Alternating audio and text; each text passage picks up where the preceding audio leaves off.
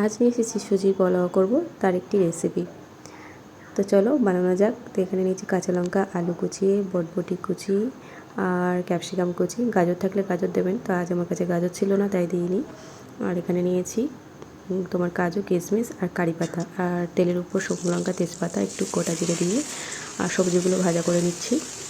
গাজরটা বেশ দিলে ভালো হতো, কিন্তু ছিল না, কি করা যাবে। যাই হোক, তো সব কিছু দিয়ে একটু ভাজা ভাজা করে নিয়ে পরিমাণ মতো লবণটা দিলাম, হলুদটা দেবো না। আর আগে তো সুজিটা ভাজা করে আর ঠান্ডা করতে দিয়েছি। তারপর একটু ভাজা ভাজা হয়ে যাওয়ার পর কাজু কিশমিশটা দিয়ে দিয়েছি, ওটাও একটু এর সাথে ভাজা ভাজা করে নেব। তারপর দিয়ে দেবো সুজি, অল্প অল্প করে সুজি দিয়ে নাড়াচাড়া করে আবার একটু সুজি দিয়ে আবার একটু নাড়াচাড়া করতে তারপর পুরোটা দিয়ে দেবো।